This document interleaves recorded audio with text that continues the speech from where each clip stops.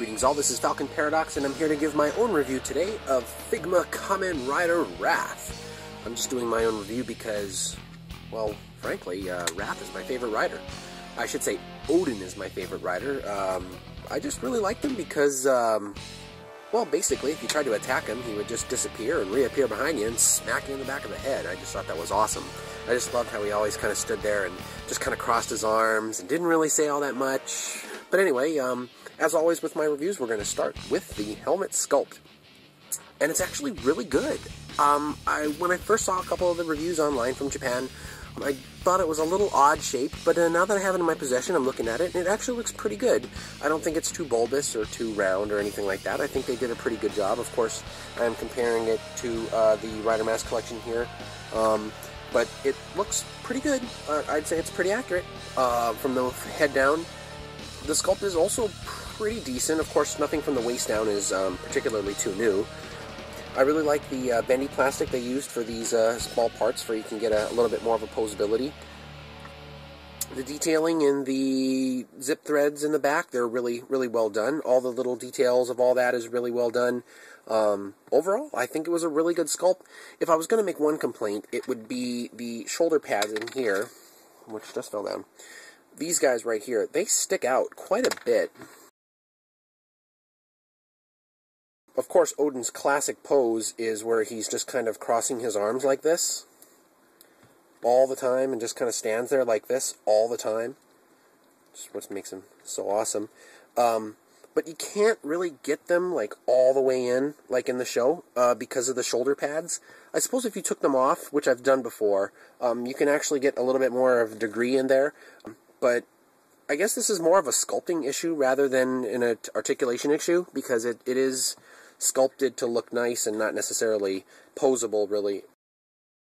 So yeah, that would be my only real complaint. These arm parts are new. They look good to me. Moving on to the paint, I think the choice of paint was really well done. The gold for the helmet is actually different from the rest. I would say that the helmet is more of a gold, while everything else kind of, well, I would say it's more of a really kind of sharp yellow pearl kind of color.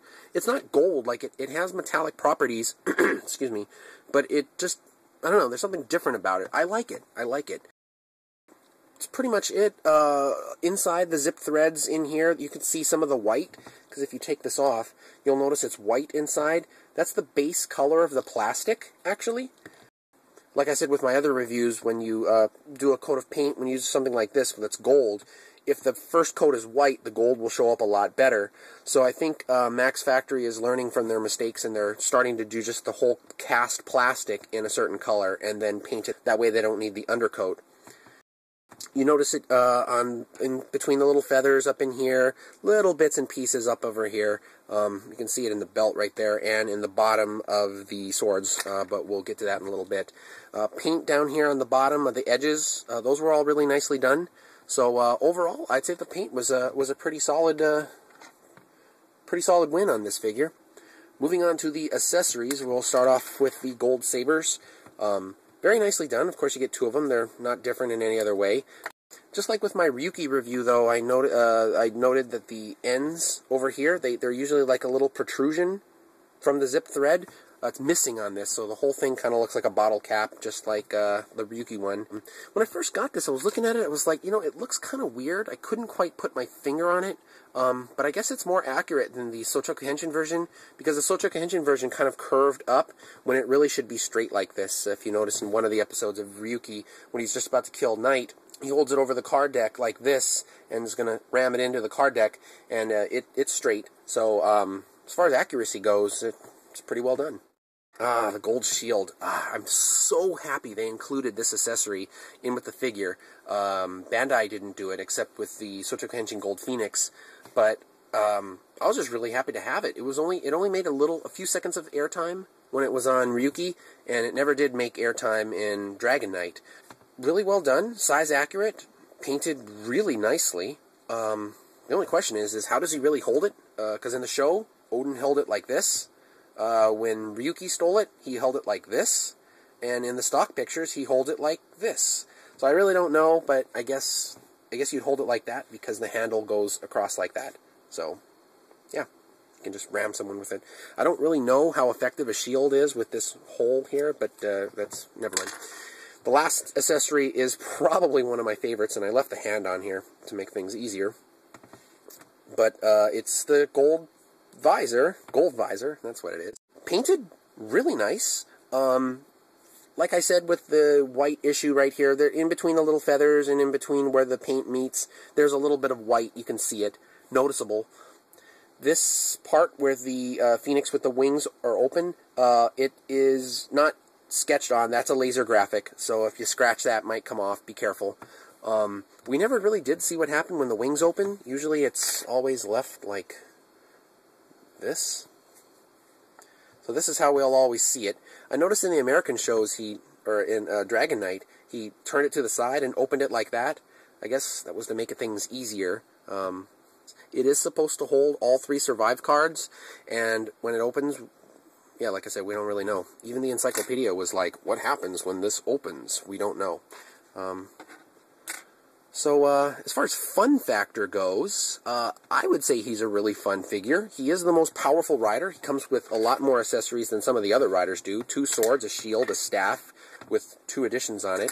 And plus, he's just a badass because he can disappear and reappear with the power of feathers that explode.